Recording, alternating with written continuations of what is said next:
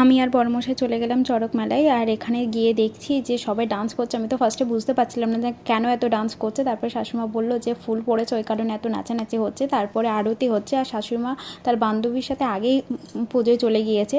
আর এখানে দেখো কতটা ভিড়। আর এবার এখানে আবার ঝাঁপ দেওয়া হবে। তার আগে আমি ভাবলাম একটুখানি কী দোকান টোকান বসেছে একটু দেখে নিই। আর ওখানেই দেখো কুমির ভাঙা হচ্ছে, ওই কারণে ওখানে এতটা ভিড় জমে রয়েছে।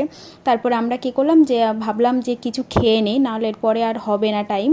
ওই কারণে আমি আর বড়মশাই গিয়ে দুজনে এগরোল নিয়ে নিলাম। নিয়ে এবার আমি জানতাম না যেখানে ঝাঁপ দেওয়ার সময় ফল ছোড়ে, আমি ভাবলাম এমনিই ঝাঁপ দেওয়া হবে। তো আমি ওখানে উৎসাহের সাথে গিয়েছি। তারপরে গিয়ে দেখলাম যে ফল ছোড়া হবে। যখন বললো আমারে, তো বড়মশাই বললো এখানে থাকতে হবে না, একটু দূরে দাঁড়িয়ে থাকো। তো আমরা এখানে দূরে থেকেই দেখছিলাম।